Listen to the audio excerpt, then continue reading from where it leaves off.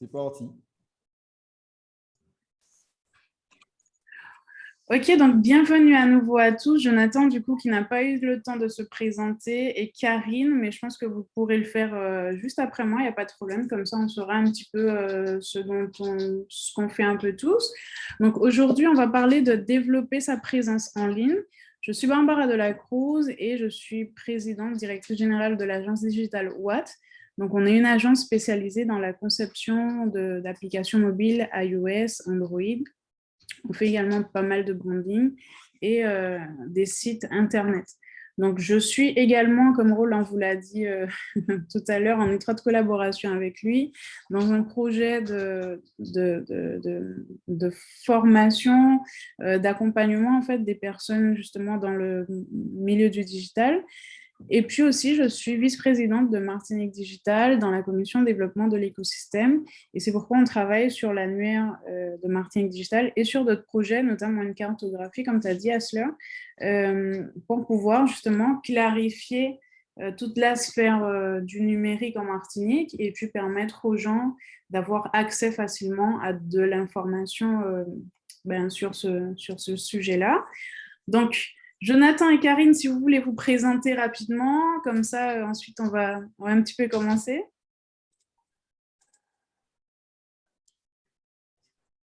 Ah, je sais pas. Jonathan, vas-y.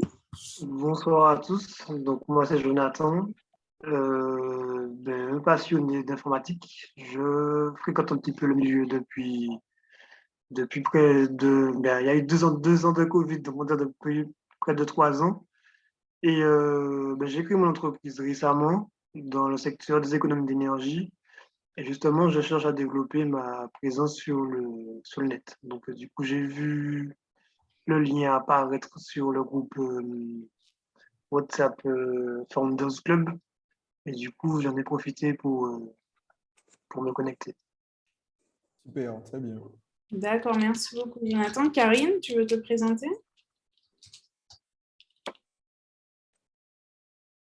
Oui, bonsoir, vous m'entendez? Oui, parfaitement.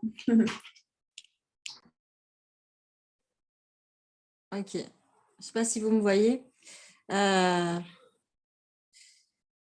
Karine Corveau, directrice et CEO de l'agence Cerise, une agence de communication globale, voilà, qui fait du digital, mais pas que. C'est un peu notre credo. Et donc, du coup, oui, donc, également membre actif de Martinique Tech, enfin, membre actif à temps partiel. Et voilà, de temps en temps, j'arrive à m'échapper pour venir partager un petit peu avec les acteurs et passionnés du digital comme nous-mêmes. Voilà. Super. Super, merci beaucoup, Karine. Donc, en Enchantée. fait, moi aussi, enchantée de vous rencontrer tous. Donc, en fait, comment ça va se dérouler? Moi, j'aime pas trop les webinaires où on fait que parler, parler, parler, parler. Donc, en fait, ce que je vous propose, c'est qu'on partage notre temps de parole.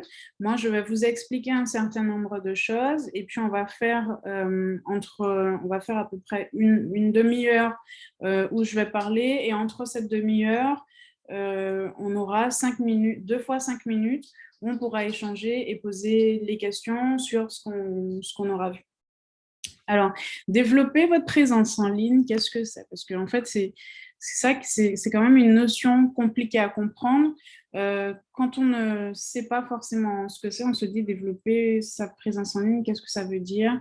Ça peut englober énormément de choses, mais l'importance en fait de ce terme, c'est vraiment le terme présence en ligne et savoir qu'il existe plusieurs plateformes sur lesquelles on peut développer cette présence.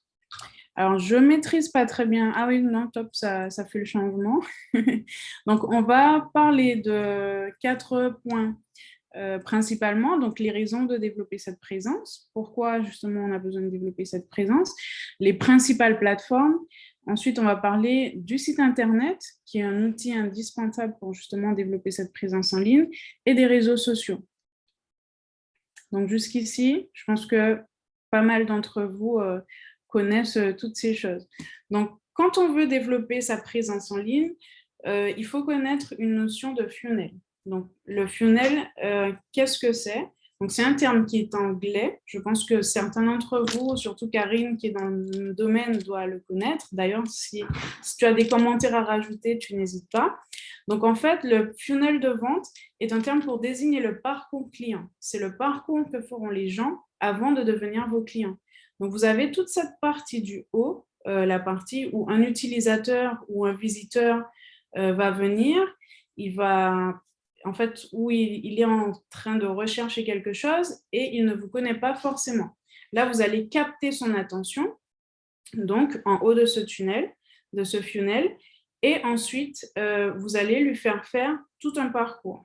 Donc, une fois que vous avez dépassé cette première étape où le visiteur ou l'utilisateur, il a découvert ce que vous faites, il a découvert ce produit, là, vous allez essayer de capter l'attention de cet utilisateur et lui montrer un peu ce que vous faites. Donc, dans ce cas, le faire naviguer dans l'ensemble de choses ou dans l'ensemble des pages que vous avez sur votre site Internet, si vous avez un site Internet, sur vos réseaux sociaux, etc. Et vous allez commencer à le filtrer. À partir de là, vous pourrez commencer à susciter l'intérêt de cet utilisateur. Et là, il va pouvoir se dire, voilà, ils font des choses qui sont plutôt intéressantes. Il va commencer à rechercher un petit peu ce que vous faites, à regarder, etc. Donc, la troisième étape en fait, de ce funnel de vente, c'est la décision. Donc, la décision, c'est là que l'utilisateur ou le visiteur va commencer à considérer l'achat, à se dire qu'il pourrait prendre un produit chez vous et va faire des comparatifs. Il va aller regarder à côté qui fait quoi, comment, où est-ce qu'il peut trouver le produit, est-ce que c'est moins cher de ce côté-là, ou c'est pas cher, etc. Puis enfin, c'est là où on veut aller justement, il va décider de passer à l'action en fin de funnel et il va acheter votre produit. Donc, vous êtes en train de vous dire sûrement, mais pourquoi elle commence par expliquer tout ça? En fait, c'est une raison qui est très simple, c'est pour connaître la raison justement de pourquoi il faut se digitaliser. On se digitalise pour deux raisons. Premièrement, pour générer des leads. Et deuxièmement, pour générer des ventes. Donc, lorsque vous créez un funnel de vente, donc votre parcours utilisateur, votre parcours client, vous allez vouloir arriver à deux objectifs. Générer des leads que vous allez transformer en clients et donc en vente, ou générer des ventes. Mais le client, il ne peut pas arriver de nulle part. Enfin, c'est-à-dire, il ne va pas juste venir quelque part chercher votre information et acheter votre produit. Il va devoir avoir un parcours pour pouvoir du coup être attiré et ensuite réaliser son achat. Donc, pour cela, vous avez votre funnel et ensuite vous allez à ce moment-là commencer à utiliser des outils qu'on va voir tout à l'heure en fait pour pouvoir justement arriver à ces résultats. Alors, est-ce que vous avez des questions jusqu'ici? Vous voulez rajouter des choses? On a 5 minutes pour poser des questions, donc si vous voulez poser des questions. Non? Écoutez, ça va. Moi, ça va. Pour l'instant, ça va. Pas de questions. Okay. Donc, on va continuer. Donc, les principales plateformes, justement, pour développer cette présence en ligne, ça va être le site Internet et les réseaux sociaux. Donc, pour moi, ce sont les deux principaux outils pour le développement de votre présence en ligne. Après, bien entendu, tous les outils que vous allez utiliser, toutes les plateformes que vous allez utiliser pour être sur Internet vont également vous permettre de développer votre présence en ligne. Donc, dans un premier temps, je vais vous parler du site Internet. Pourquoi? Parce que le site Internet, ça va être la vitrine de votre business. Il sera premièrement ouvert 24 heures sur 24, 7 jours sur 7, à n'importe quelle heure. On pourra le visiter de n'importe où dans le monde. Donc, sur ce site Internet-là, vous pourrez présenter à vos utilisateurs votre histoire, ce que vous vendez, comment c'est fait, ce que vous proposez, vos services, et puis surtout, vos coordonnées. Donc, pour pouvoir créer un site Internet, vous avez plusieurs options.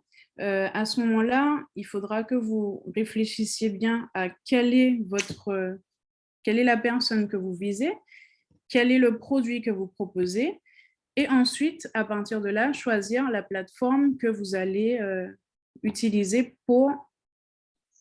Aïe, vous m'entendez? Allô? Oui, on t'entend, ça marche. Ouais, parfaitement. De mon côté, parfait. Très bien. Moi aussi. Ah ouais, d'accord, ça a affiché un truc. Hein. OK. Je vous disais, donc à partir de là, vous allez décider en fait le type de site internet que vous allez faire. Vous allez commencer, une fois que vous avez décidé en fait quel public vous allez viser, vous allez définir votre site internet, le type de site internet que vous allez faire, ce que vous allez présenter, comment vous allez le présenter et du coup mettre en place une stratégie. Donc pourquoi le site internet, selon moi, est au premier plan et vient avant les réseaux sociaux? Principalement parce que le site internet, il va vous appartenir. Lorsque vous achetez un nom de domaine, c'est comme si vous achetez un terrain. Donc, vous avez votre nom de domaine, qui est votre terrain. Dessus, vous allez construire votre maison, qui est votre site internet, avec grâce à un hébergement. Vous allez mettre tout dans l'hébergement et là, vous allez construire votre site internet. Si demain, comme ce qui s'est produit à plusieurs reprises cette année, enfin, on l'a tous vécu, le blackout d'Instagram, tout le monde était en train de devenir fou. Donc, si demain, les réseaux sociaux sont en blackout, si demain, vous avez une plateforme qui ne fonctionne plus, vous savez que vous avez toujours votre site internet. Si demain, vous savez que vous avez le coronavirus, vous avez le site internet. Donc, je ne dis pas que c'est la solution miracle, mais en tout cas, c'est l'un des éléments principaux, selon moi, pour développer sa présence en ligne. Donc, couplé à ça, vous pouvez développer votre présence en ligne grâce à des outils de référencement en locaux, par exemple, comme fait Google My Business, où vous pouvez utiliser également des annuaires, où vous pouvez utiliser des pages d'actualité, etc. Donc, une fois que vous avez fait ça, que vous avez commencé à structurer ce que vous voulez, vous avez déjà vu qui sera votre cible, vous avez commencé à décider en fait quel type de site vous allez faire, vous avez commencé à structurer un petit peu le projet et qu'ensuite vous allez passer à l'action. À ce moment-là, il va falloir que vous prépariez votre contenu et que vous parliez un petit peu de vous. Donc, sur un site internet, contrairement aux réseaux sociaux, encore une fois, vous pourrez mettre votre histoire d'une manière plus étendue. Donc, vous pourrez vraiment vous attarder sur ce que vous faites, montrer des photos de votre produit, de votre activité, de votre entreprise, de votre team, etc. Donc, vous pourrez vraiment centraliser l'information qui va concerner votre entreprise. Ensuite, vous allez vous centrer en fait sur ce que vous vendez. Donc, quels sont vos produits, les caractéristiques, pourquoi vous vendez ces produits-là, comment vous faites. Donc, le site internet va vraiment vous permettre de vous démarquer par rapport aux réseaux sociaux où il y a des centaines et des centaines et des milliers, des milliards de personnes qui parfois font la même chose que vous, qui parfois ont exactement les mêmes clients que vous et qu'en plus les algorithmes vont vous permettre, les algorithmes en fait vont permettre aux utilisateurs de tomber sur vos concurrents très facilement, contrairement à Google où grâce au référencement, vous avez plus de chances effectivement à un certain moment donné de vous positionner. Donc, est-ce que vous avez des questions jusqu'ici? Tout va bien? Est-ce que quelqu'un veut compléter quelque chose à ce que j'ai dit, Karine, Roland? Oui, moi, en fait, moi c'est toujours en fait dans la mise en place en fait, du site internet, il y a plein d'acteurs qui permettent de créer des sites en fait en ligne qui sont soit gratuits ou il y a des abonnements. Comment est-ce que l'on peut savoir pour un client quel type de site ou quelle solution prendre entre peut-être un WordPress, un Wix, un Webflow à présent dont on parle en fait de plus en plus. Comment dans cette un peu jungle d'outils on peut tirer notre épingle du jeu? Et est-ce que ça joue dans le funnel dont tu parlais tout à l'heure? Est-ce qu'il y a un impact dans le choix de l'outil pour améliorer finalement cette espèce de funnel de transformation? Alors, tout à fait, parce que en fait, lorsque tu fais ton funnel, tu vas devoir, avant même de faire ton funnel, tu vas devoir définir quel est ton client idéal. Donc, une fois que tu as défini ton client idéal, voilà, mon client idéal, c'est une femme de 34 ans qui vit en Martinique, qui achète sur Internet et qui aime bien le chocolat parce que je vends du chocolat en ligne. Donc là, tu vas choisir, tu vas regarder un petit peu les outils, ce qui se fait. Tu vas aussi faire attention en fait à ce que toi tu fais. Est-ce que le site que tu veux faire, c'est un site juste de présentation, donc présenter ton entreprise? Est-ce que ce que tu veux faire, c'est plutôt un site de vente, donc vendre tes chocolats en ligne? Si j'ai une boutique de chocolat et je veux vendre, est-ce que tu veux vendre tes chocolats en ligne? Est-ce que ce que tu veux faire, c'est montrer ta fabrique et les process de fabrication? Donc, à partir de toutes ces informations-là, tu vas décider si effectivement tu vas passer par un CMS, donc WordPress. Donc, je pense que vous avez tous déjà un petit peu le niveau, sauf Jonathan. Donc, c'est à partir de là que tu vas décider si tu vas passer par un CMS comme WordPress, Shopify, etc., qui sont en fait des plateformes qui vont te permettre de cliquer, déposer pour un petit peu vulgariser les solutions. Ou est-ce que tu vas passer par un site que tu vas développer toi-même parce que, par exemple, tu veux être en partenariat avec des magasins qui vendent le chocolat et tu veux aussi que ces chocolatiers-là vendent leurs produits sur ton site Internet. Et à ce moment-là, tu vas peut-être passer sur une solution sur mesure. Donc, effectivement, c'est pour ça que j'ai commencé par le funnel. Peut-être que ce n'était pas très clair, mais tout part de là. Tu fais ton client, tu définis qui est ton client idéal et ensuite, tu vas lui créer un parcours pour qu'il puisse venir s'intéresser à ce que tu fais. Donc, alors je vais le remettre rapidement. C'est où? Voilà. Vous le voyez là, le funnel? Voilà. Alors, vous allez créer tout un parcours du coup pour attirer son attention, pour susciter ensuite de l'intérêt, qu'il puisse ensuite prendre une décision et qu'il passe ensuite à l'action. Je pense que surtout nous en Martinique, on a l'habitude de faire ce genre de parcours. On va acheter une caméra, un ordinateur, on se dit voilà, achat d'ordinateur en ligne. Boum, on va tomber sur le premier. Généralement, les premiers résultats, ce sont ceux qui sont avec Google AdSense, donc qui ont sponsorisé leur site Internet et qu'on va retrouver en premier. Donc, on va regarder ce qui se fait là. Et ça, c'est de l'attraction. Donc, ils ont utilisé comme stratégie d'utiliser de la publicité avec Google pour pouvoir vous attirer sur un site Internet. Une fois qu'ils nous ont attirés, eh bien, on va se dire, voilà, moi, je veux acheter, j'avais dit quoi, une caméra? Je vais acheter cette caméra. Je vais dans le deuxième site. Je regarde, donc je suis en train de m'intéresser. Qu'est-ce que celui-là fait? Qu'est-ce que l'autre il fait? Et puis, je me dis, bon, finalement, j'ai trouvé un prix qui m'intéresse. Je vais peut-être commencer à me décider sur ce que je vais acheter. Donc là, je me dis, bon, je vais acheter une Canon avec un objectif qui va me coûter 1 000 €. Bon, je vais regarder à nouveau sur ce site-là qui vend à 1 200, 1 300, 1 400, etc. Et à la fin, je vais passer à l'action. Donc, tout ça, en fait, fait partie du funnel. Toutes ces décisions-là, il faut les prendre dès le départ.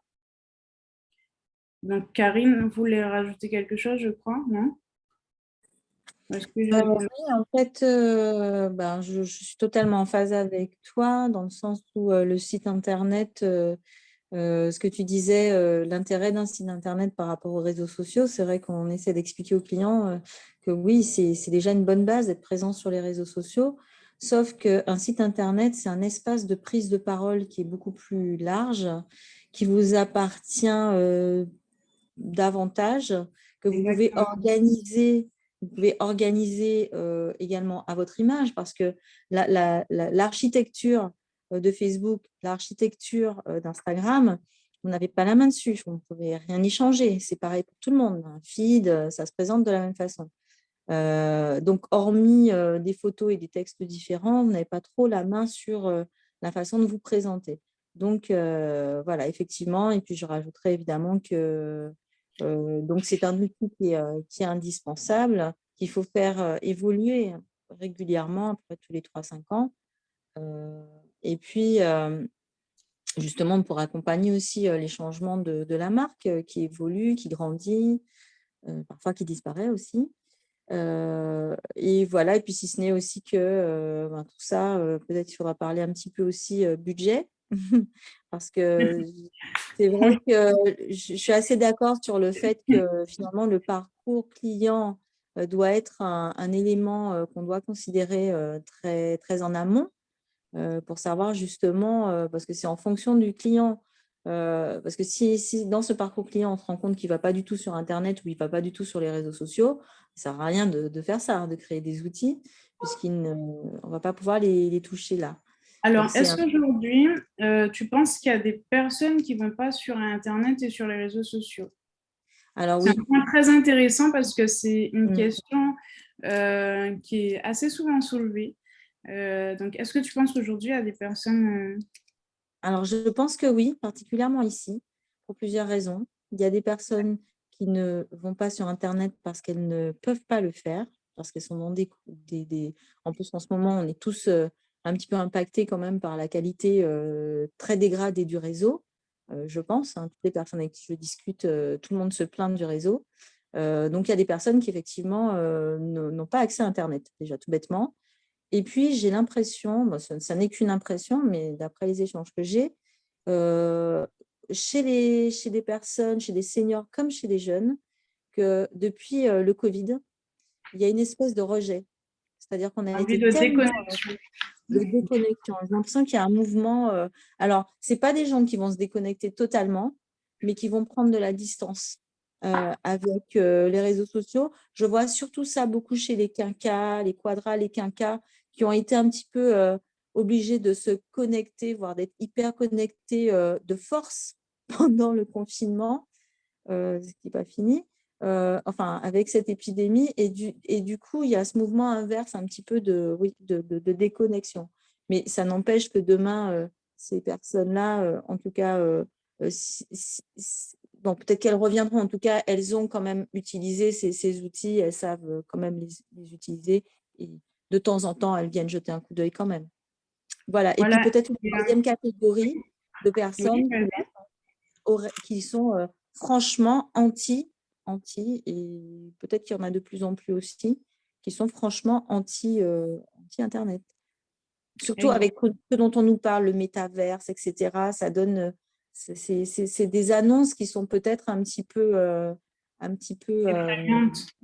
effrayantes pour certains, oui, je pense.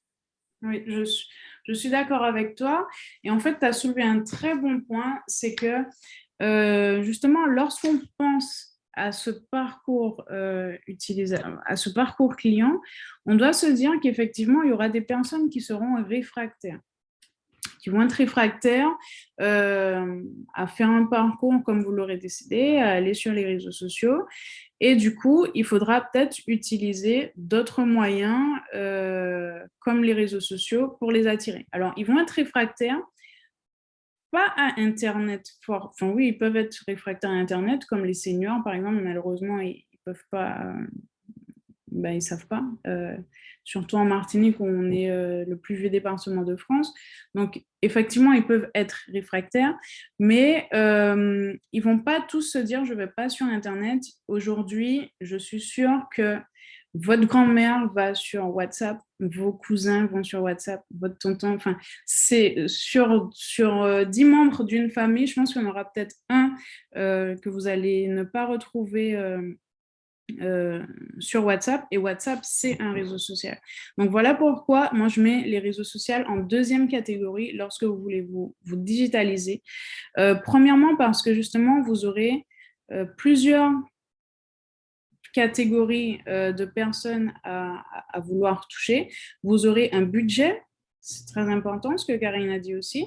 Vous aurez un budget parce qu'un site internet, ce n'est pas forcément donné en fonction de ce que vous voulez faire, même si heureusement aujourd'hui vous avez des plateformes où vous pourrez faire vos sites internet, mais ça revient à devoir vous former à un outil, savoir comment le faire, comment lancer votre site internet, est-ce que ce que vous faites est bien, etc. Et encore une fois, dans un monde de plus en plus concurrentiel, grâce à Internet notamment, il faut en fait pouvoir donner au client la meilleure expérience, à l'utilisateur la meilleure expérience. Donc, lorsque on va parler de réseaux sociaux, on va le prendre aussi comme une option qui est gratuite, et qui peut quand même être très puissante.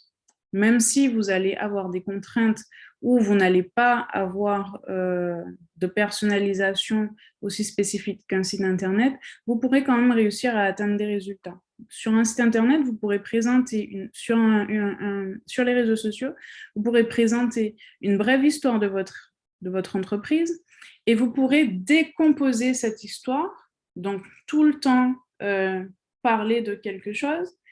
Vous pourrez aussi montrer à vos clients vos coordonnées et donc faire qu'ils puissent vous contacter. Et puis, vous pourrez avoir une portée parfois, en fonction de ce que vous allez mettre en place, beaucoup plus rapide en fait que vous allez réussir avec votre site internet où il va falloir faire du référencement, où ça va prendre du temps, où il va falloir avoir une très bonne expérience pour que la personne elle puisse rester longtemps sur votre site, etc. Avec les réseaux sociaux, vous pourrez quand même atteindre de très bons résultats. Donc, on a deux, 3, 4 types de réseaux sociaux. On en a pour tous les goûts.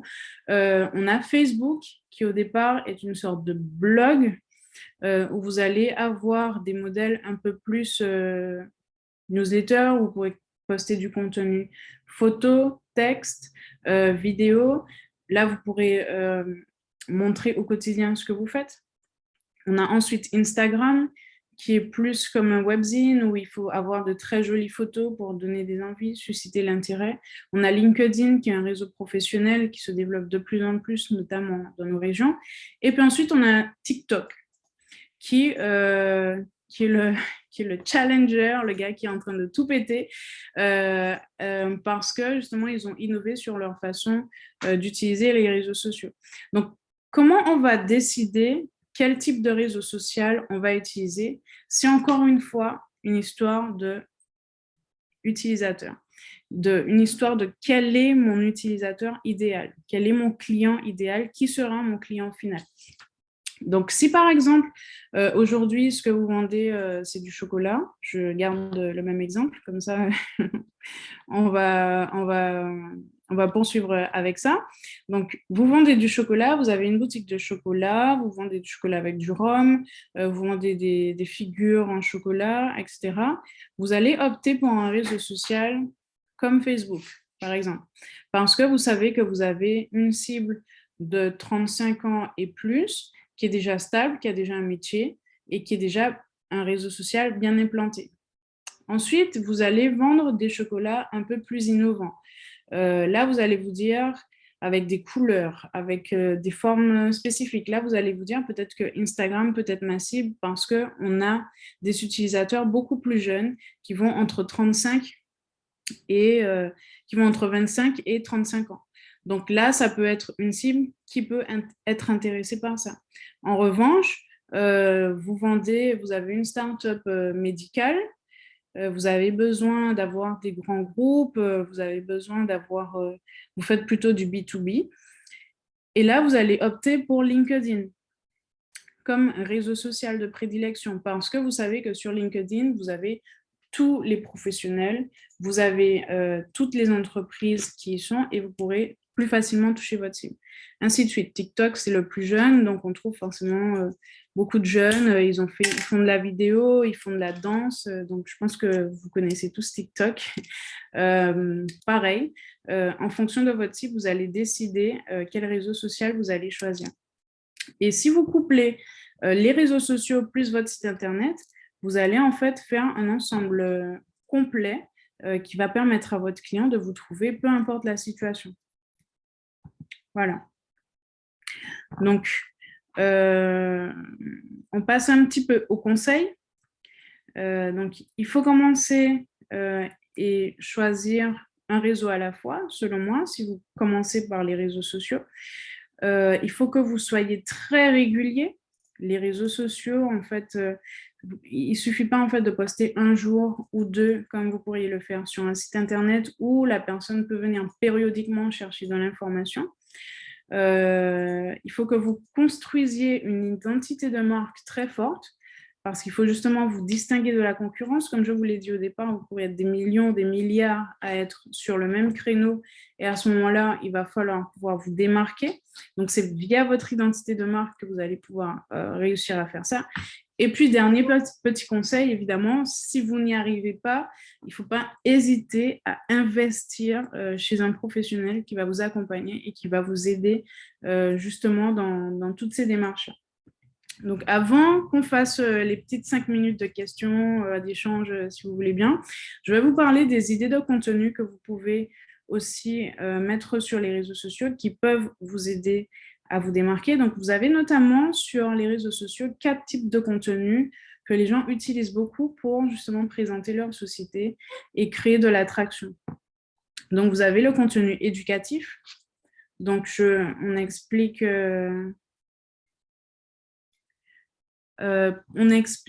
alors je suis en train de regarder la question d'Ashley, donc on va y venir. Non, c'est pas justement, c'était pour ne pas interrompre, j'ai mis le message. Voilà.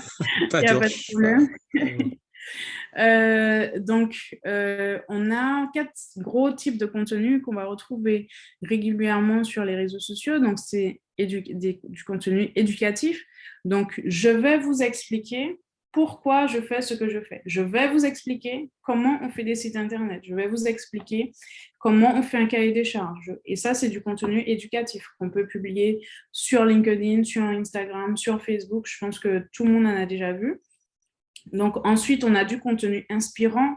Vous êtes le meilleur. Grâce à ça, vous allez réussir.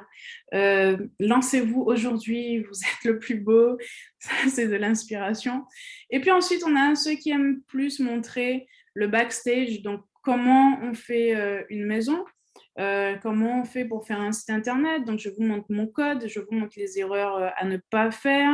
Je vous montre comment... on fait un design sur WordPress avec Elementor, ou je vous montre un design avec XD, etc. Et puis ensuite, on a celui qui est un peu influenceur et qui donc crée une communauté et qui va parler un petit peu de tout, tous les jours, de tout ce qu'il fait, de comment il le fait, et qui va mélanger un petit peu des trois. Voilà. Alors, donc ça, c'est des idées de contenu que vous pouvez mettre en place si vous décidez de commencer en fait par les réseaux sociaux. Donc, je récapitule rapidement. Le site Internet, vous allez devoir avoir un nom de domaine, un hébergement, trouver le meilleur outil qui va correspondre à ce dont vous avez besoin. Est-ce que je fais un site vitrine? Est-ce que je fais un site e-commerce?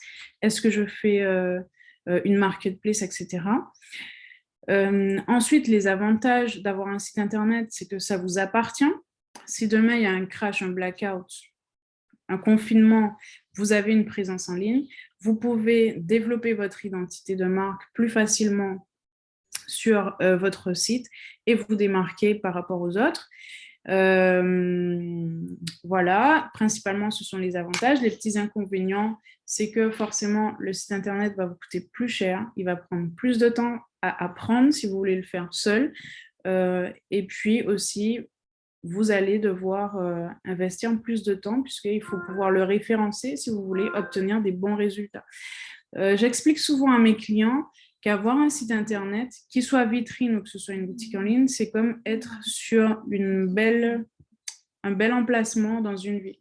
Si vous êtes dans les Champs-Élysées, votre vitrine, elle est jolie, votre boutique est bien organisée, tous les jours, vous nettoyez, tous les jours, vous changez votre vitrine, vous faites des promos, les gens vont venir. Il n'y a pas de secret. Le site Internet, c'est la même chose. Pour ce qui est des réseaux sociaux,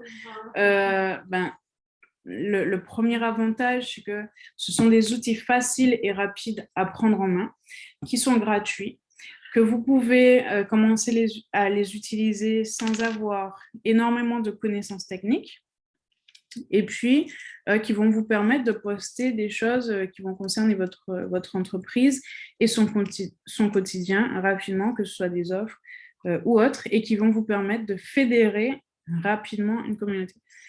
Les inconvénients, c'est que, encore une fois, il y a énormément de personnes sur les réseaux sociaux.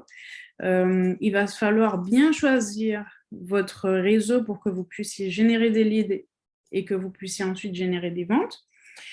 Et puis, il va falloir créer du contenu. Et ça, c'est la partie la plus compliquée parce qu'il ne s'agit pas de créer du contenu aujourd'hui et ne pas faire demain. C'est sur le long terme que les réseaux sociaux vont fonctionner.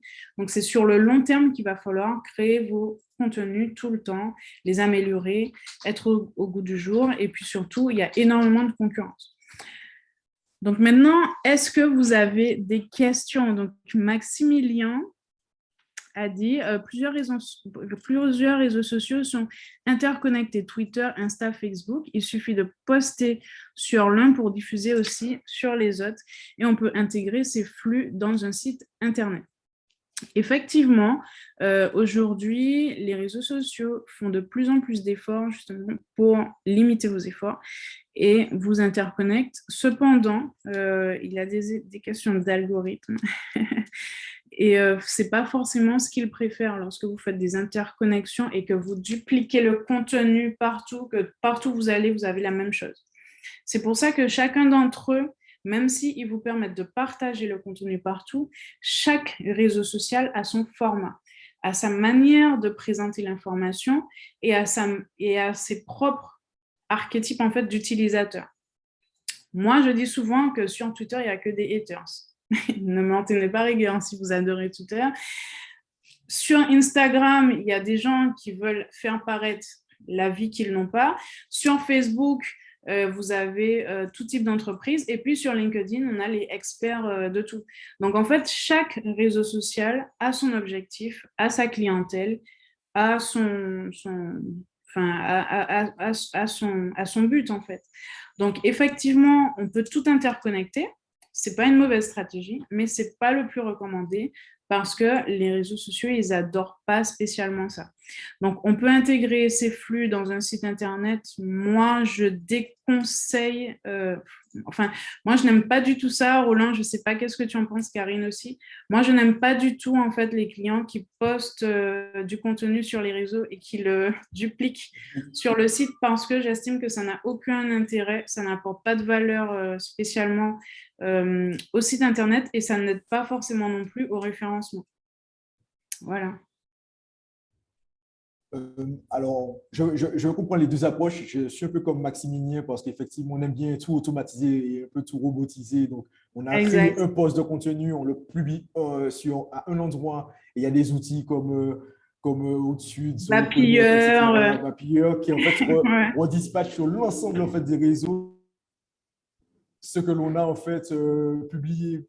Après, effectivement, en termes de marketing, je pense que c'est pas la chose en fait à faire parce que justement, on ne s'adresse pas de la même façon en fait. On ne s'adresse pas à la même cible, justement, comme tu as évoqué tout à l'heure. Donc, le même message, exactement, le même message, il faut, à mon sens, le décliner en fonction en fait, du réseau que l'on va utiliser. Et c'est, voilà, pour l'avoir testé, c'est vrai que ça m'embête, mais j'évite à présent de dupliquer le même contenu sur les différents réseaux parce que je m'adresse finalement en fait, à une cible différente. Oui, et même aujourd'hui, Meta, Facebook et Instagram, ils essaient de séparer un maximum le contenu qu'on fait sur Instagram et le contenu qu'on va faire sur les réseaux, sur Facebook. Je ne sais pas si vous avez constaté, sur Facebook, effectivement, on peut publier nos stories. Mais Instagram est en train de se tourner sur du Reels. Donc, en fait, ils veulent devenir une plateforme de vidéo et non plus autant une plateforme de photos. Et ils vont réserver tout ce contenu-là à Facebook. Sauf que, encore une fois, il faut pouvoir éduquer l'utilisateur et lui dire, voilà, ça va passer, ça va devenir ça, et on va passer vers ça. Et là-bas, tu vas retrouver tes stories de ton quotidien, nanana. Et sur Instagram, on va faire un autre type de contenu qui sera les reels, l'achat en ligne, enfin voilà, plein d'autres choses. Alors, est-ce que vous avez d'autres questions, des compléments d'informations à ajouter? Alors oui, moi j'aurais bien 2-3 mots à ajouter. Oui. En effet, on assiste à une grosse évolution de la plateforme Instagram qui est en train, je pense qu'on peut lâcher le mot, en train de copier TikTok, de concurrencer TikTok qui est devenu quand même le site internet le plus visité au monde il y a quelques semaines devant Google. Donc, bien évidemment, Meta n'est pas resté sans réponse. Et donc, effectivement, ils sont en train de transformer Instagram, qui était plutôt une plateforme, effectivement, type Pinterest avec beaucoup d'images, en plateforme vidéo, ce que d'ailleurs Google n'a pas réussi à faire avec YouTube. Ils se sont fait distancer là-dessus. Donc, effectivement, Clairement. ouais, il faut qu'on discute, toi et moi. Hein. Qu'est-ce que j'allais dire concernant, oui, la différence, enfin, le fait de publier-poster, en fait, et moi, pour l'instant, en tout cas, parce que les choses bougent beaucoup, on est un petit peu entre deux, entre ce que tu recommandes, Barbara, et entre la position de Maximilien et Roland. C'est-à-dire que l'automatisation, c'est quand même un gain de temps qui n'est pas négligeable et qu'il faut utiliser, je pense, à bon escient. C'est-à-dire que nous, en tout cas, il y a effectivement des contenus qu'on va publier, poster sur plusieurs réseaux, mais après, on va les reprendre, en fait, parce que pour compléter ce que tu disais, en fait, pourquoi ça n'arrange pas les plateformes qu'on passe notamment par des outils qui vont publier à notre place et avec un système de programmation, automatisation, c'est que de ce fait, on ne vient pas sur leur plateforme. Or, ce que je recherche toutes les plateformes, c'est que ce soit les producteurs de contenu, que ce soit les agences, que ce soit les publics cibles, que tout le monde vienne sur la plateforme et reste le plus longtemps possible. Leur objectif, c'est de nous rendre captifs. Donc, nous, effectivement, avec ces outils qui nous permettent de gagner du temps, ça fait qu'on passe moins de temps sur leur plateforme. Donc, déjà, ils n'aiment pas trop. Donc, effectivement, je te rejoins de ce point de vue-là, que du point de vue des plateformes, la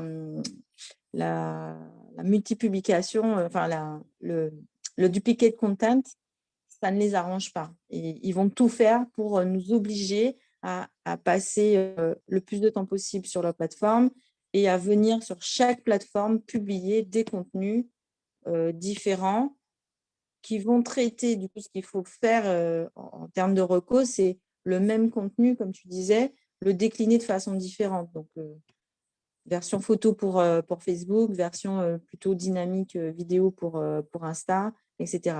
Mais ça demande plus de temps, ça demande plus de budget côté client aussi, il ne faut pas l'oublier.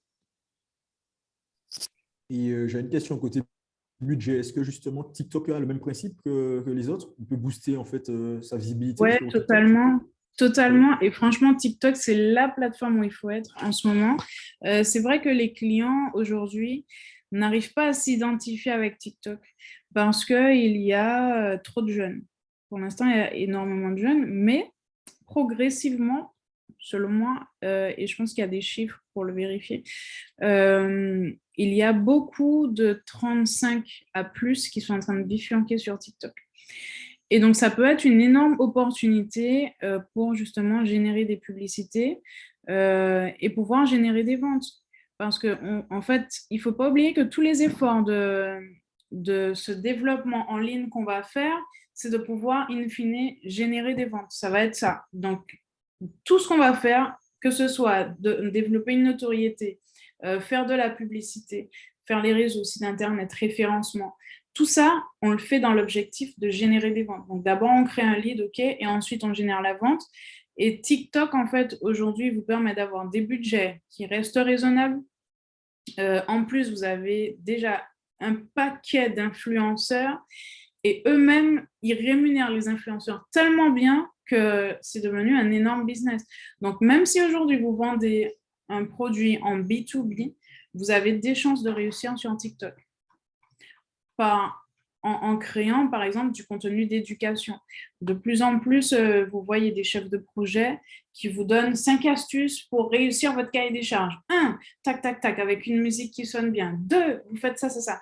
Et puis derrière, tu mets un petit sponsoring. Cette vidéo est sponsorisée. Ou alors, tu as une bannière qui est super intéressante sur TikTok. Quand tu ouvres la première page, en fait, tu as une bannière où tu as des publicités en slide qui défilent. Et c'est une énorme opportunité en fait pour les entreprises qui vont s'y prendre maintenant. Donc oui, je pense que TikTok est bien pour ça. Oui, dis-moi.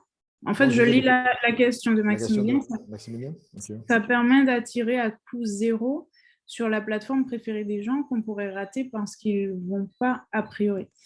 Enfin, ça, Effectivement, c'est toujours par rapport à ce qu'on disait tout à l'heure. C'est simplement parce que c'est automatique. Il suffit de cliquer en fait sur Twitter ou n'importe où, disons, on va plutôt dire sur oui. Instagram ou sur Facebook. Il suffit de cocher une case et c'est diffusé automatiquement. Je ne parle pas d'utiliser un logiciel qui va faire, Voilà, etc. Donc, à coût zéro, c'est-à-dire tout simplement, c'est pour éventuellement atteindre des gens qu'on n'aurait pas, qui ne seraient pas allés sur ces plateformes. C'est tout à fait comme TikTok, en fait, pourquoi les alors gens moi, commencent à en parler, parce que en fait, ils rediffusent tout sur Instagram. J'ai la moitié des shorts sur Instagram ou des Reels, c'est en fait des TikTok. Donc, en fait, exact. sinon, il y a beaucoup de gens qui ne connaîtraient pas, enfin, ils auront entendu parler de TikTok, mais ils se seraient dit, bon, c'est un truc de jeunes qui ne nous concerne pas. Voilà, donc en fait, quand même, de rediffuser sur un autre réseau qui n'est pas forcément le plus adéquat, ça permet tout simplement je pense, justement, attirer, peut-être de capter une certaine clientèle qu'on aurait peut-être sinon ratée. Alors, Enfin, je ne suis pas spécialiste et bon, je ouais, et ne vais pas insister plus que ça, mais je pense que tu as une bonne analyse, mais effectivement, je pense aussi que tu t'es rendu compte que tu as beaucoup de TikTok sur Instagram, mais très peu d'Instagram sur TikTok, très peu de Reels ouais. sur Instagram, sur Oui, TikTok. Tu oui, as bien très sûr. peu de Reels sur TikTok, mais tu as beaucoup de TikTok sur Instagram. Oui, Pourquoi? Parce que chaque réseau social a son contenu et aujourd'hui, ce que Instagram est en train de faire, et ça c'est un plus large débat que la digitalisation de son entreprise, ce que Meta veut faire, ce qu'Instagram veut faire, c'est que concentrer le flux maximal de personnes sur son application. Donc, ils ont vu que TikTok est en train de les challenger et même bientôt sûrement en train de les dépasser. Ils se sont dit, OK, stratégie, on va adopter la même stratégie qu'eux. TikTok, quand ils ont commencé, le seul réseau social que tu pouvais mettre dans ta bio en lien, c'était Instagram. Aujourd'hui, le contenu marqué TikTok sur Instagram ne gêne pas, mais tu ne vas pas voir du contenu short sur Instagram. Tu ne vas pas voir du contenu d'ailleurs sur Instagram. Donc, en fait, c'est pas pour rien que c'est en train de se faire comme ça. C'est parce que Instagram est en train d'essayer de concurrencer TikTok. Donc, je te laisse venir pour mieux te maîtriser et puis en même temps, je donne les meilleurs outils aux gens pour faire la même chose sur TikTok, sur Instagram. La même chose que TikTok sur Instagram. Et c'est pour ça que je vous dis que c'est un outil qui n'est pas forcément, que les gens ne se disent pas forcément, c'est un réseau en fait auquel les gens ne pensent pas forcément, parce qu'ils se disent il y a trop de jeunes, ouais, qu'est-ce que moi je vais faire là, etc. Mais au contraire, détrompez-vous. Sans compter que les jeunes d'aujourd'hui n'ont pas la même mentalité, n'ont pas la même façon de dépenser, d'utiliser leur argent. Nous, on nous avait pas, à notre époque, il n'y avait pas des jeunes de 15 ans qui étaient milliardaires parce qu'ils faisaient des TikTok. À notre époque, il n'y avait pas, enfin je dis à notre époque, hein, il n'y avait pas non plus, des personnes qui devenaient milliardaires du jour au lendemain parce qu'ils achetaient des NFT ou parce qu'ils faisaient des bitcoins. Donc les réseaux sociaux et TikTok notamment sont en train de changer le game. Les NFT, c'est aussi du marketing et c'est en train de changer le game. Et ce qui fait que pour les entreprises, il y a une très grosse opportunité là-dedans. Donc, il faut le voir de cette façon-là. Après, quand tu dis ça permet d'attirer à coût zéro, je ne suis pas à 100% d'accord parce que pour moi, ton temps, c'est de l'argent. Aujourd'hui, devoir publier sur les réseaux sociaux et pouvoir réussir à avoir des leads sur les réseaux sociaux pour pouvoir avoir des leads et donc générer des ventes, parce que c'est ça l'objectif de développer sa présence en ligne. Encore une fois, je le répète plusieurs fois, c'est de pouvoir avoir des leads et générer des ventes. Pour pouvoir avoir ces leads-là et générer ces ventes-là, il faut une présence en ligne. Aujourd'hui, tu vas publier un truc, que tu vas poster une vidéo, tu vas poster une image que tu auras faite, qui t'aura pris peut-être 10 minutes ou 1 heure en fonction de ton niveau, en fonction de si tu as utilisé Canva ou si tu as utilisé ePhoto ou si tu as utilisé peu importe. Donc, ça va te prendre entre 10 minutes et 1 heure, allez. Tu vas le poster, tu vas sûrement le dupliquer, les gens vont le regarder, 5 personnes vont aimer et demain, ce sera oublié. Ce qui fait que les réseaux sociaux marchent, c'est l'itération, donc la répétition constante du processus. Donc, tous les jours, tu postes du contenu, tous les jours, tu donnes de l'information et ça, c'est de l'énergie et c'est du temps. Et pour moi, l'énergie et le temps, ce n'est pas gratuit, ce n'est pas du temps zéro. Parce que tout le temps où tu vas faire ça, si par exemple, je prends le cas des entrepreneurs martiniquais qui sont très nombreux à être solo dans leur société, tout le temps que tu vas prendre à faire ça, tu le rates, tu ne peux pas faire tes appels clients, tu ne peux pas t'occuper de ta comptabilité, tu ne peux pas faire plein d'autres choses. Donc oui, effectivement, c'est à coût Non, mais zéro. au contraire, c'est exactement ce que je veux dire, c'est-à-dire ne pas perdre du temps pour faire un contenu spécifique pour toutes les plateformes qui sont peut-être justement pas pertinentes. Donc, pour les plateformes pas pertinentes, tout simplement rattacher le fil de truc et se concentrer effectivement. Exact. Et c'est pour ça que dans les conseils, sur le truc pertinent. exact. Et c'est pour ça que dans les conseils, j'ai dit commencez et choisissez un réseau social à la fois. Donc, sur ce point-là, je te rejoins. Donc, si jamais tu décides de faire ton contenu toi-même, il faut choisir un réseau social, le développer, et puis effectivement, là, tu fais du partage. Si les autres réseaux sociaux ne te plaisent pas, ne te bénéficient pas spécialement, bah, tu développes celui qui est dans ton intérêt. Alors, Oui, c'est j'aimerais d'accord. revenir, si possible, sur ce que vous disiez concernant le fait qu'il y a beaucoup plus de TikTok sur Instagram. Oui. C'est assez normal parce que TikTok a permis, en fait, a offert des outils beaucoup plus nombreux pour la création de contenu. Ce que Oui, tout à fait. Instagram propose aujourd'hui, donc je pense que ça explique aussi cette espèce de basculement, notamment des influenceurs sur cette plateforme qui finalement permettait d'être plus créatif avec les filtres, etc., beaucoup plus créatif. Et d'ailleurs, on ne peut pas savoir s'il y a 50% du contenu des Reels qui sont des TikTok ou en tout cas sur Instagram, parce qu'il y a aussi des outils qui permettent justement d'enlever la mention Les TikTok. Ouais, les watermarks. Donc, au final, on ne peut pas vraiment savoir quelle est la proportion, enfin, selon moi en tout La cas, proportion exacte, oui, je suis d'accord. la proportion exacte. Mais c'est vrai qu'au début, comme ces outils qui permettent de masquer en fait la provenance du contenu TikTok n'étaient pas encore popularisés, donc on a vu quand même effectivement ce basculement.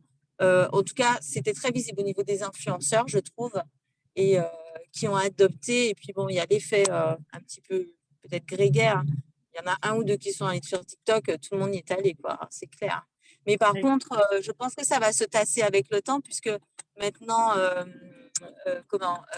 Insta permet aussi propose un certain nombre d'outils pour agrémenter en fait ces contenus. Et donc, je pense que ça va, voilà, petit à petit, ça va se tasser. D'accord, ouais, faut qu'on voit. Moi, je ne suis pas sûre, je parierais plus sur TikTok. Ah bah TikTok a pris une sacrée avance, c'est sûr. Et en Ouais, fait, moi, je parierais sur moi, je ne me prendrais pas le risque de parier sur l'un ou l'autre, tout simplement parce qu'ils ont tous les deux. Et enfin, Insta, Meta a quand même des moyens énormes. Et donc, s'ils arrivent à nous faire un coup à la Snapchat, à comment dirais-je, à proposer une fonctionnalité waouh, vraiment qui met tout le monde d'accord et qu'on n'a jamais vu, peut-être qu'ils vont prendre l'ascendant. Hein. Oui, Enfin, je pense que les jeux sont ouverts. En tout cas, curieuse de voir ce que ça va donner parce qu'en tout cas, ils sont ultra concurrents. Quoi. exactement. Et puis, du coup, dernière chose, c'est que si vous faites le choix d'opter pour les deux, donc site internet et réseau social, il faut que vous fassiez une interconnexion d'une certaine façon entre vos réseaux sociaux et votre site internet. Ça va vous permettre d'utiliser les réseaux sociaux comme un moyen d'attirer les gens Et puis ensuite, votre site internet, vous allez les renvoyer depuis les réseaux vers votre site. Et à ce moment-là, vous allez leur permettre de continuer justement le parcours du funnel. Donc, voir quels sont les produits que vous proposez et commencer à rechercher et commencer à prendre leurs décisions pour ensuite passer à l'action. Voilà. Donc, est-ce que quelqu'un a quelque chose d'autre à rajouter? Pour ma part, je pense qu'on a fait le tour, qu'on a un petit peu parlé des outils. Moi, j'ai une petite question, Oui. Comme je me suis présenté tout à l'heure, ça fait peu de temps que je suis dans le milieu et j'ai un regard un peu plus technique, puisque c'est dans le développement, et assez naïf Exact. peut-être, je ne sais pas. Mais en fait, on parle depuis tout à l'heure des réseaux sociaux, des différents réseaux qu'il faut choisir, etc. Est-ce que dans le funnel, tu parles d'attention, d'intérêt pour pouvoir entraîner une vente? On parle de présence en ligne, etc., etc. Et Oui. je ne peux pas m'empêcher de penser à des grosses structures. Quand on va sur leur site internet en Martinique, on va tomber sur un PDF. Donc, on a une expérience utilisateur qui est complètement déplorable, avec un PDF qui n'est plus ni moins que la même chose qu'un magazine papier, on est d'accord. Et que, en fait, en réalité, là, on parle de consommation, hein, puisque le but, c'est la vente. Exactement. Je repense à certains pays d'Asie qui ont eu une 4G bien plus développée que la Wi-Fi, que Internet normal, et qui donc développent toute leur présence en ligne avec des applications mobiles. Est-ce que finalement, là, on parle de réseaux sociaux qui ne marchent et qui n'ont de succès que parce que les gens, finalement, n'utilisent que leur portable et pas leur ordinateur, si ce n'est pour travailler. Donc, est-ce que finalement, on a parlé du site, très peu du site internet, c'est là où je veux en venir. Est-ce que finalement, la solution, l'une des solutions serait pas plutôt de se pencher sur ce site internet qui finalement devient une application, et sur l'expérience utilisateur, à savoir de développer quelque chose qui pourrait permettre une utilisation simple avec le téléphone, et c'est ça qui ouvrirait finalement l'intérêt des jeunes générations qui vont plus sur un ordinateur, très sincèrement, à part pour travailler. Enfin, Oui. je sais pas, Oui. je trouve que c'est un truc dont on ne parle pas beaucoup, et c'est pour ça que je dis que c'est peut-être un petit peu naïf de ma part, mais Non, je suis tout à fait d'accord avec toi, mais là, on rentre ensuite dans une deuxième problématique qui est la transformation digitale. Donc, effectivement, il faut se digitaliser. Donc, une fois qu'on est sur Internet, on peut considérer, entre guillemets, qu'on est un petit peu en ligne. Donc, il faut développer sa présence. Donc, on va dire qu'on est un petit peu en ligne. On ne l'a pas forcément développé parce qu'on n'a rien mis, on n'a pas mis en place des leviers d'action pour pouvoir développer cette présence. Mais disons qu'on est en ligne. Donc, on a un site un peu PDF qui n'est pas beau à regarder et tout. Mais derrière, on n'a personne pour l'entretenir. On n'a pas forcément du personnel qualifié qui puisse connaître. Donc, il faut former les gens, ça a un coût. Et tout ça, en fait, ça fait partie de la transformation digitale et on rentre vraiment dans une autre thématique à ce moment-là, je veux dire. Mais je suis complètement d'accord avec toi. Les sites Internet, pour moi, ont vraiment beaucoup plus de valeur et de potentiel dans le sens... Enfin, je ne veux pas dire ça. Je veux dire que pour moi, les deux, ensemble, c'est le must. S'il faut choisir un, je choisirais le site. Pourquoi? Parce que c'est comme si vous choisissez d'acheter votre maison ou que vous choisissez de louer une maison, tout simplement. Donc, sur votre site Internet, aujourd'hui, vous pouvez commencer par faire un site vitrine où vous allez présenter une page. Je suis Barbara Delacruz, je fais des sites Internet. Pour ça, j'utilise une méthode agile. Voilà ce que les gens disent de moi et voilà comment vous pouvez me contacter. Et puis finalement, je commence à développer mon site et je dis, tiens, je vais rajouter un blog. Comme ça, je vais commencer à dire aux gens tout ce que je peux faire, expliquer comment ça fonctionne, etc. Je vais ensuite peut-être rajouter une prise de rendez-vous en ligne. Comme ça, les gens, ils n'auront pas besoin de m'appeler à chaque fois pour me dire Barbara, est-ce que tu es dispo pour un rendez-vous? Quels sont les jours? Non. Ils vont aller directement sur mon site. Ils vont prendre leur rendez-vous et on va se matcher, on va faire notre consultation.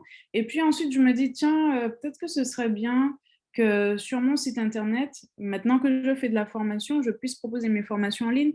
Donc, en fait, le site donne toute la liberté que vous pouvez avoir. C'est pour ça que je compare beaucoup un site internet à une maison. Toute la liberté que vous pouvez avoir dans une maison lorsque vous êtes propriétaire. Vous voulez casser le mur, vous le cassez. Vous voulez mettre un nouveau mur, vous le mettez. Vous voulez faire une meilleure expérience, donc ça veut dire donner au client un autre parcours sur votre site internet, vous pouvez le faire. Le bouton, il ne vous paraît pas joli, les temps ont changé, la couleur à la mode, c'est plus le bleu, c'est le rouge. Toutes ces choses-là, vous pourrez le faire avec votre site internet, mais vous ne pourrez pas le faire forcément avec les réseaux sociaux. Donc, c'est pour ça que je suis totalement d'accord avec toi et ce n'est pas de la naïveté de ta part. Ensuite viendront les applications mobiles. Les applications mobiles, pour moi, ce sont des thématiques un peu plus spécifiques parce que ça ne sert à rien que tu fasses une application mobile vitrine. Personne ne va la télécharger. Les applications mobiles… Non, pardon, autant pour moi. Quand je parle d'application, je ne parlais pas du store, hein, je parlais d'application, du site internet fait pour… Progressive Web App, ouais. Ouais. Alors même là, je pense qu'il faut que ça résolve un problème précis. Les applications, il faut que ça résolve un problème précis pour que tu puisses la télécharger et la garder dans ton téléphone. Lorsqu'il faut que tu ailles 50 fois sur ton compte en banque, voir si tu n'as pas de dépassement, il y a une utilité. Lorsqu'il faut que tu, je sais pas moi, que vous regardes le journal, il y a une utilité également. Mais tu ne vas pas le faire lorsque tu veux juste faire du blogging. Et encore, il y en a quelques-uns qui le font, mais je ne suis pas certaine qu'il y ait des explosions de téléchargement. Il faut savoir aussi que l'application mobile, aussi bien dans la conception que dans la maintenance et dans son évolution, ça coûte beaucoup, beaucoup, beaucoup plus cher qu'un site internet. Donc voilà. Est-ce que tu avais d'autres questions? Est-ce que je vois qu'il y a quelqu'un qui nous a rejoint, Laurie. Tu nous as pris en cours de route. Est-ce que tu as des questions? Est-ce que tu veux te présenter un petit peu? Non, je crois que… Je pense que c'est bon. Ouais. Donc voilà. Est-ce que j'ai répondu à ta question, Julien? Ouais, juste c'est juste sur le mot application où je ne parlais pas d'application de programme hein, qu'on télécharge, mais vraiment, quand je parle d'application web et mobile, c'est vraiment le site internet qui, en plus d'être juste une vitrine, a quelques fonctionnalités sympathiques. Oui, ouais, tu parles d'avoir un site qui est un petit peu web app, quoi. Ouais, voilà, c'est ça, ouais, qui soit plus, responsive et qui soit en même temps… que tu n'as pas forcément besoin de télécharger, mais qui peut avoir les mêmes fonctionnalités qu'une application. Exactement, ouais, voilà, c'est ça. Voilà, des petits trucs, mais ouais, voilà, c'était simplement cette petite remarque-là que je faisais, puisque c'est vrai qu'on n'en a pas parlé non plus, mais le site internet, c'est aussi là où les gens vont, selon l'apparence qu'il peut avoir, vont avoir confiance ou pas pour acheter, quoi. Exactement. Important. Et donc, en fait, c'est bien que tu soulèves ce point-là parce que sur les réseaux sociaux, on ne peut pas se démarquer de cette façon-là. Et c'est vrai que les gens n'ont pas tendance à forcément se dire, tiens, là, j'ai pas confiance, la photo, elle n'est pas jolie. Tandis que sur un site internet, l'apparence va beaucoup jouer. Tu vas te dire, bon, le site, il n'est pas sécurisé. Peut-être qu'il ne faudrait pas que je mette ma carte dessus. Ensuite, tu vas te dire, il n'a pas été mis à jour depuis… Vous m'entendez? Ah ouais. Ouais. Mon écran fait quelque chose de bizarre. Alors, il n'a pas été mis à jour depuis 1998, donc peut-être que la société n'existe plus. Tout ça, effectivement, va jouer dans la confiance qu'aura l'utilisateur et donc dans sa prise de décision et dans son passage à l'action, justement.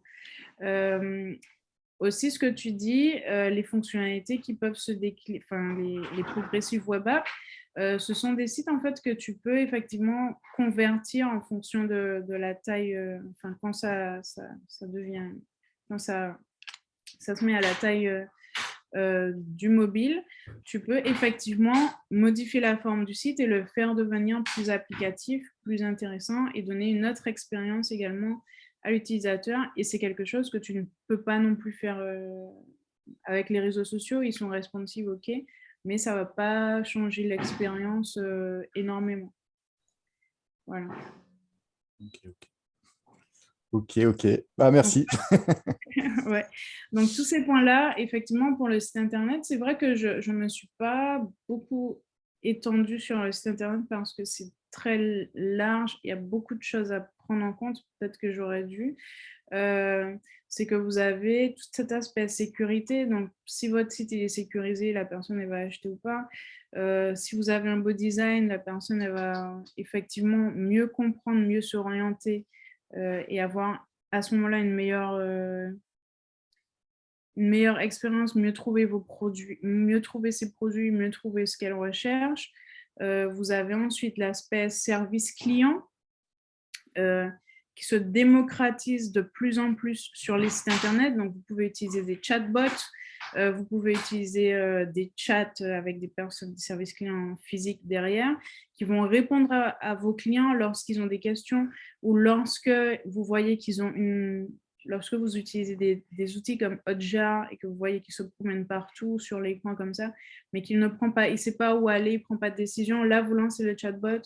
Bonjour un tel, est-ce que vous avez besoin de telle chose, etc.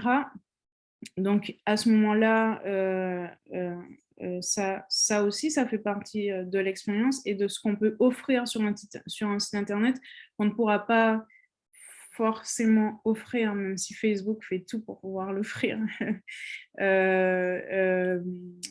sur les réseaux. Donc voilà, il y a vraiment énormément de choses sur un site internet qu'on pourra prendre en considération après lorsqu'on est en train de se développer pour améliorer l'expérience et du coup générer plus de leads et du coup générer plus de ventes. Pour aller plus dans ton sens, sans parler des LP, des landing pages, qui permettent aussi quand même d'adresser un message très ciblé en vue de convertir et un peu comme les outils dont tu parlais, Hotjar, les chatbots, qui permettent quand même d'avoir un arsenal en fait sur un site internet. On peut avoir un arsenal, on va dire, commercial assez important qu'on retrouve pas sur les réseaux sociaux aussi. Hein. Exactement.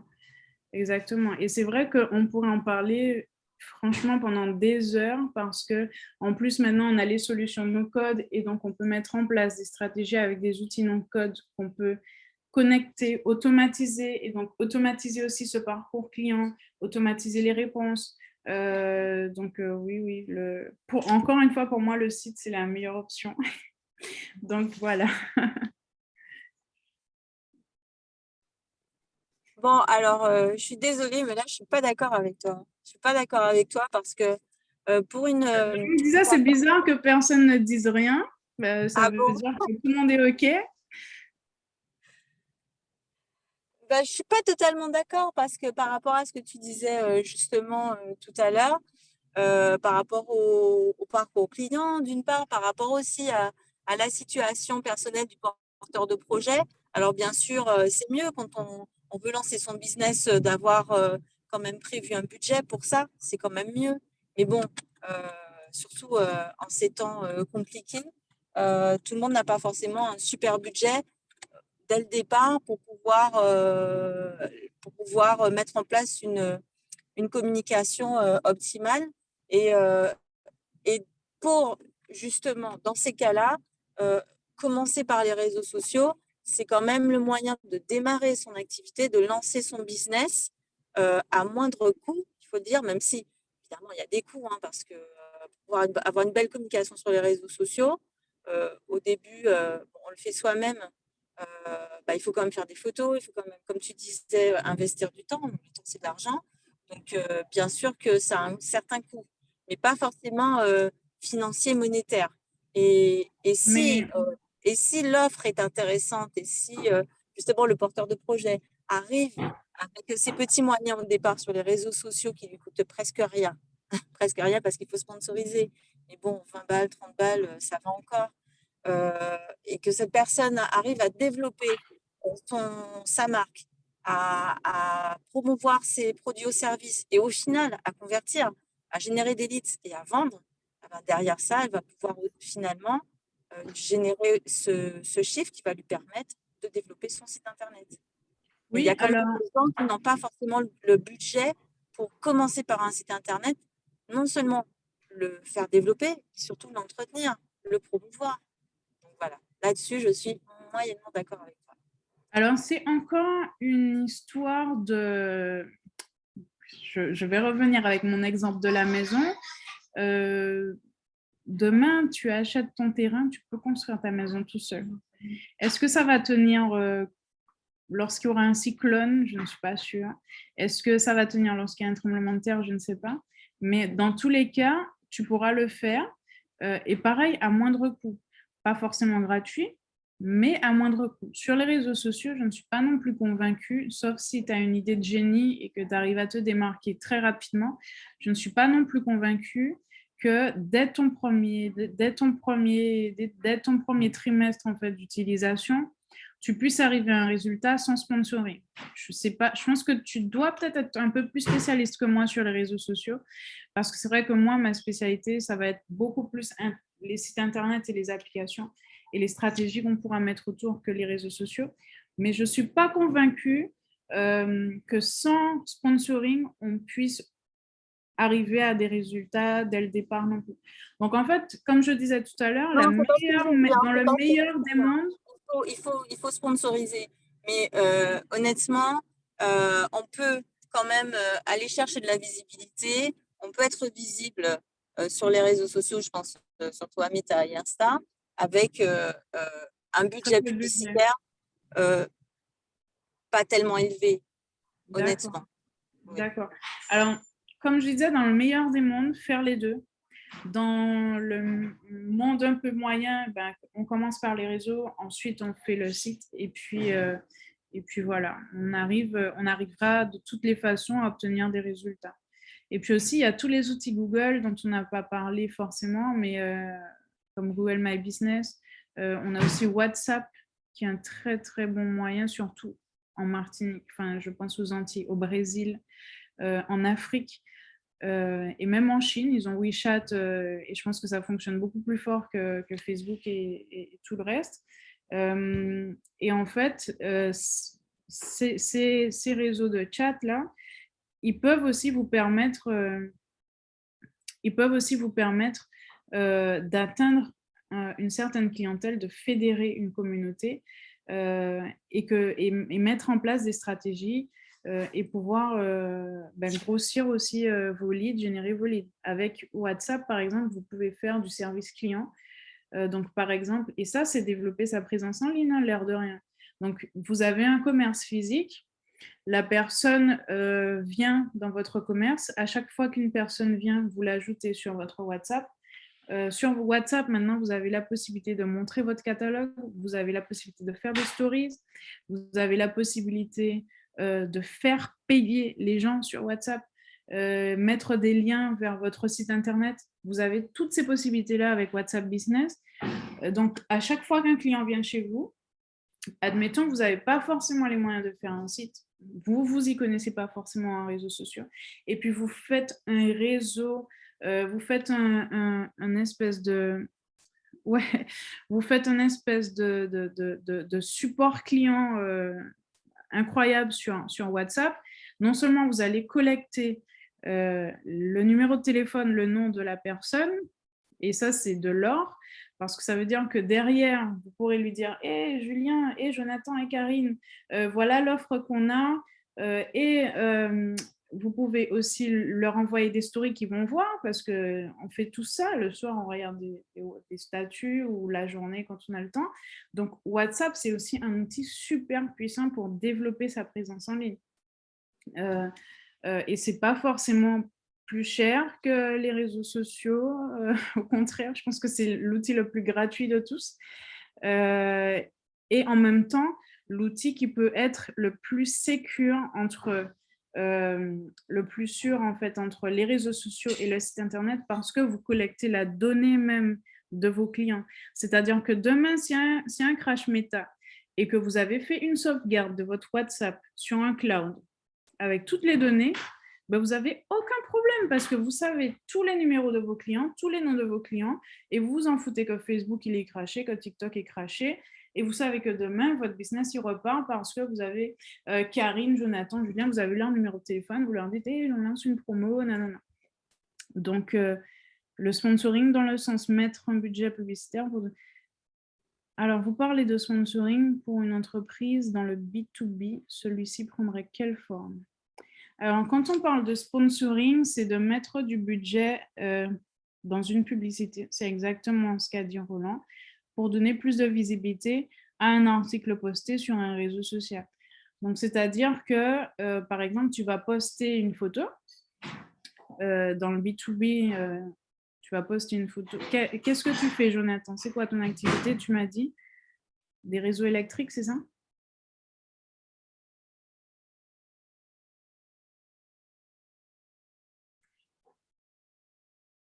Économie d'énergie. Je tape, mais c'est que je peux parler. Donc, Je suis dans le économie secteur d'énergie. des économies d'énergie. Énergie Ok, renouvelable, mais économie d'énergie. qu'est-ce que tu vends? C'est quoi ton produit? Ben, en gros, j'accompagne les entreprises à mettre en place leur démarche d'économie d'énergie. Et j'aide au montage de dossiers pour les subventions que DF propose. Ok. Même par exemple, une publicité que tu pourrais faire, c'est réduisez votre facture à 0 €. Bam, tu envoies ça sur les réseaux sociaux et tu fais un sponsoring. Donc, tu payes une publicité. Donc, en fait, tu vas payer pour pousser ce post à plus de personnes. Donc, aujourd'hui, Facebook et Instagram te donnent, c'est la même chose, mais ils te donnent des outils de mise en place, des campagnes qui sont très poussées et qui vont vraiment te permettre d'aller chercher la personne que tu veux atteindre. Donc, tu pourras choisir la démographie, l'âge, le secteur d'activité, le travail que la personne fait, le niveau d'études, la région. Donc, si par exemple, demain, tu veux dire réduisez votre facture d'électricité à 0 € et tu dis, bon, mais cette publicité, je veux que ce soit seulement les personnes de 20 ans qui voient cette publicité. Dans ton cas, c'est des professionnels. Donc, allez, on va dire des personnes de 35 ans qui ont un diplôme Bac+4 ou Bac+5 ou Bac+3, c'est un exemple, et qui vivent en Martinique et qui sont intéressés par telle chose. Et là, tu envoies, tu mets 50 € par exemple, 30 €, 40 €, 100 €, 2000 €. Et cette publicité, elle sera répétée à chaque fois que tu vas passer d'une story à l'autre. Quand quelqu'un va naviguer sur son feed, sur son mur d'actualité sur Facebook ou sur Instagram. Maintenant, Facebook aussi a une marketplace, donc tu pourras sponsoriser dans la marketplace, tu pourras sponsoriser dans les encarts, tu pourras sponsoriser dans les vidéos. Et ce post-là va apparaître à chaque fois. Et ça vaut pour tous les réseaux sociaux, que ce soit pour YouTube, pour Facebook, pour Instagram, pour LinkedIn. Alors, LinkedIn, aujourd'hui, LinkedIn et Google, on va dire, c'est les plus chers en termes de publicité. Les plus accessibles, c'est Facebook et Instagram. Ok, parce qu'en fait, j'avais pris ça, j'avais compris le terme sponsoring, en gros, passer par un influenceur, quelque chose comme ça. Donc, je me posais la question, comment une entreprise, enfin, pour moi, il ne serait pas vraiment crédible de passer, par exemple, par Bobby pour pouvoir présenter quelque chose, quoi. Mais j'ai compris, du coup, le sens du sponsoring actuellement. Je suis d'accord avec toi, Bobby ne serait pas ton influenceur, mais tu as des influenceurs sur LinkedIn qui pourraient toucher ta cible. Donc, c'est pour ça que je te dis que tout dépend, encore une fois, je renvoie, tout dépend en fait de ton utilisateur final. Si ton utilisateur final, c'est une personne de 45 ans, professionnelle, qui fait ci, ça, ça, ça ou ça, tu vas décider quel réseau social est le mieux pour toi. Et à partir de là, tu vas chercher des influenceurs sur ce réseau. Tous les réseaux ont leurs influenceurs. Hein.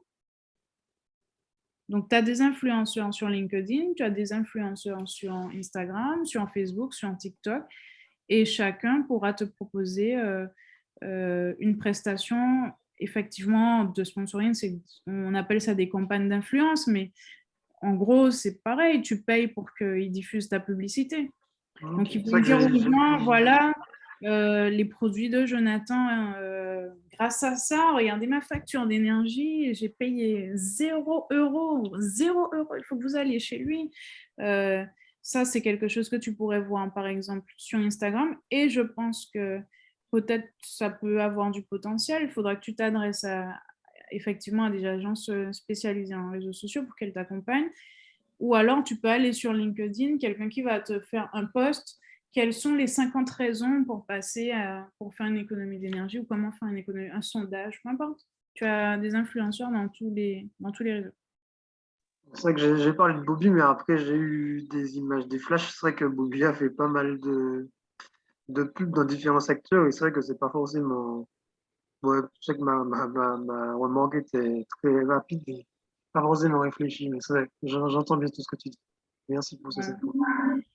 Et puis du coup, là, vous allez voir si vous allez dans le bon sens, dans le développement de cette présence en ligne, c'est de mesurer vos actions. Est-ce que ce que vous êtes en train de faire est en train de vous apporter quelque chose, est en train de vous créer un impact? Donc, si vous voyez que ce que vous faites ne sert à rien, peut-être qu'il faut changer la façon de faire, peut-être qu'il faut vous faire accompagner, peut-être que vous avez un problème de choix technique, vous avez un problème de réseau. Donc, en fait, si vous ne mesurez pas ce que vous faites, et en fait, vous ne saurez pas si vous êtes sur la bonne voie. Donc, il faut toujours mesurer ce que vous faites pour savoir si vous êtes dans la bonne voie pour développer votre présence. Que ce soit sur un site, vous avez les outils comme Google Analytics, vous avez Mixpanel, vous avez Piwi, vous avez une tonne d'outils également pour mesurer. Vous avez des outils également pour voir où est-ce que les gens cliquent. Si les gens ne cliquent pas, pourquoi ils ne cliquent pas? Pourquoi les gens ne viennent pas sur le site, etc. Donc ça, c'est un des points majeurs également lorsque vous développez votre présence, c'est de mesurer ce que vous faites. Si vous ne mesurez pas, vous ne saurez pas si ce que vous faites sert à quelque chose et donc vous serez sûrement en train de vous user et puis vous allez dire on m'a menti, ça ne sert à rien. Donc voilà. Alors, est-ce que quelqu'un a quelque chose d'autre à rajouter ou des questions à poser? Et puis je pense qu'après cette question-là et cette intervention-là, on pourra clôturer et vous laisser vaquer à vos occupations. Hein. Ouais, je pense Alors, que j'aurais c'est peut-être bon. une question ouverte un petit peu.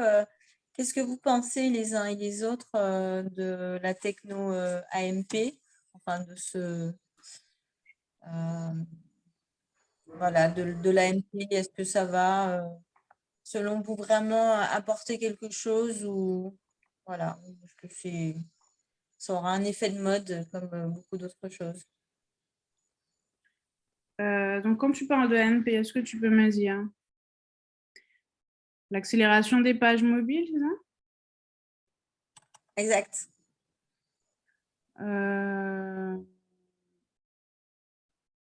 Enfin, qu'est-ce que tu veux savoir exactement? Est-ce que ça va, le fait qu'on ait...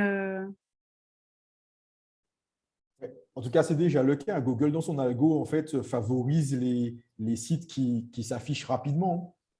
Oui, Donc, enfin... en gros, ils intègrent déjà ça pour pouvoir améliorer encore la consultation en fait, des pages. Et donc, ils référencent mieux en fait, ce type de site Internet.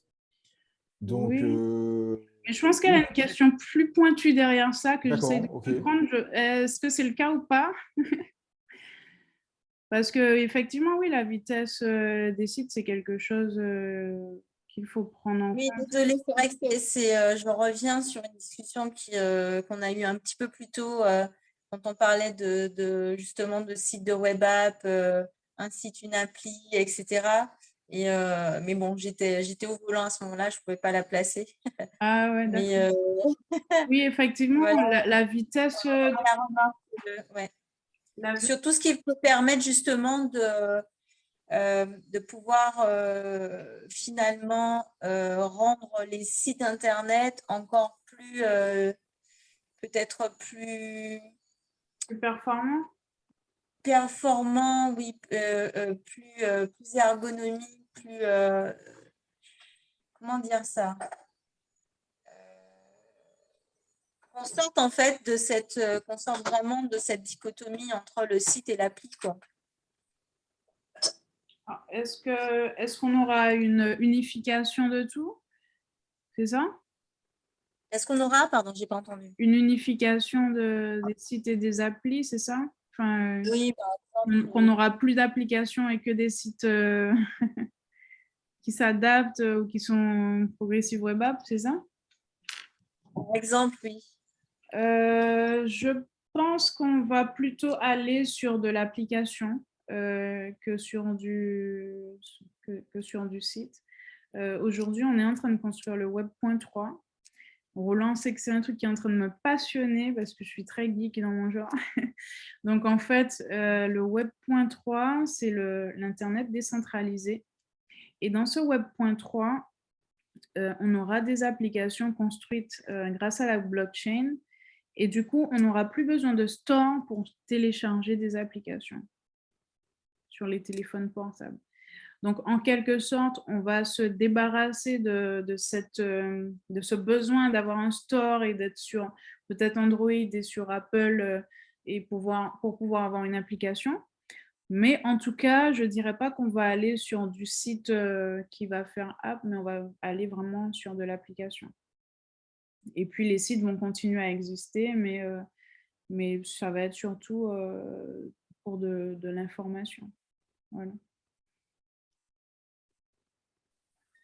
Ok, merci. Bon, Là, si tu es d'accord maintenant, avec moi, Roland, toi qui... Oui, complètement. Je pense que c'est ce qu'un petit peu Google pousse avec les Progressive Web Apps, hein. C'est que tout est dans Ouais. le navigateur et avec ce qu'ils appellent le service worker, qui est toujours en fait en in progress fait chez Apple, ils essayent en fait à ce que tout soit lié au navigateur, qu'on n'ait plus besoin de store demain pour pouvoir fonctionner. Ouais. Donc, appli, en fait, on va vers effectivement le côté réuni des applications et des sites Internet, quoi. Clairement. Réunis, mais pas unifiés, hein. Je pense qu'il y aura quand même les C'est sites. ça. Ouais, tout à fait, tout à fait. Parce qu'on est déjà sur des produits matures. Mais voilà. Mais forcément, il faudra respecter d'autres règles. Donc, il faut des sites plus puissants. Il faut des sites qui vont charger dès que tu cliques, il faut que ça s'ouvre. Il faudra des sites qui soient très bons en niveau sécurité. Il faudra tout ça pour respecter leur charte, hein, les nouveaux critères qui vont arriver là très bientôt, d'ici 10 ans, je pense. Enfin, qui vont se faire progressivement. Ouais, même avant, sûrement. Donc, voilà. Très bien. Ben, si pas d'autres questions, merci pour ton intervention, Barbara. Merci à vous d'avoir assisté Oui, en fait, merci. à notre event. Vraiment, merci beaucoup. Et puis, n'hésitez pas à suivre les prochains. Alors, les prochains, c'est quoi, Roland? Les prochains événements? Le prochain, ce sera en fait avec Eric sur justement plus la partie outils métiers, les outils ERP, comme en fait la partie logiciel de facturation. Équipez-vous en fait à moindre coût. Donc, ça sera le prochain. Là, je l'ai noté aussi, même par rapport aux échanges que l'on a eus, il y a des choses assez intéressantes que l'on pourra en fait faire autour de WhatsApp Business, TikTok pour le B2B, seriously, c'est une remarque en fait, je crois, de Jonathan, est-ce qu'on pouvait faire, on pouvait l'utiliser TikTok pour le B2B, les NFT, Kezako, etc. Donc, je pense qu'on a encore plein de choses en fait à aborder autour effectivement de cet univers en fait du digital et que voilà, qu'on va continuer en fait au cours de l'année à pousser. Donc, Totalement. Donc, merci beaucoup à tous d'être venus. Désolé, Michael, tu arrives à la fin. Oui, malheureusement. Je vais le voir, ça. Mais il y a un replay, donc tu pourras le revoir, je pense. Roland va le diffuser sur les réseaux. Excellent. Et voilà, merci à tous d'avoir participé. Et puis, j'espère que vous serez présents pour les prochains événements. Et puis, voilà, vous pouvez me suivre sur les réseaux, BabaVen, je pense que certains l'ont déjà fait. Et vous pouvez aller voir aussi mon Insta Pro qui est watt.studio. Voilà, merci beaucoup à tous et puis bonne soirée. Est-ce que je peux savoir sur quoi vous suivre? Oui, Roland, est-ce que tu peux lui dire? Oui, tout à fait. Sur Digital Bocainou, quel réseau Roland, social? les liens. Oui, les liens, effectivement. J'avais copié les liens la dernière fois. Donc, moi, vous allez me retrouver, vous pourrez me retrouver @babaven sur Instagram, TikTok, LinkedIn. C'est tout pareil. Partout, vous allez me retrouver avec le même pseudo. Je suis plus active, on va dire, sur Instagram et sur YouTube. Donc, n'hésitez pas à aller me chercher là. Et moi, je diffuse aussi régulièrement les infos qu'on va faire avec Digital Bocainou. Super. À bientôt. Au revoir. Ok. Au revoir. Et puis, je ne peux pas rater l'occasion de vous dire qu'on a justement publié un petit post sur l'intérêt d'intégrer WhatsApp Business dans sa stratégie marketing. Donc, voilà. Excellent, Ben, ça super. sera le prochain. Et si tu veux l'animer, Karine, c'est avec grand plaisir de faire. Ouais, Je vais et t'appeler pour ça. Karine, ajoute-moi sur LinkedIn ou sur Instagram. Je pense qu'on pourra échanger sur des sujets intéressants. Ça marche. Ciao. Ciao, ciao, Merci bye. encore. Bonne soirée à tous. Bonne soirée. Au revoir.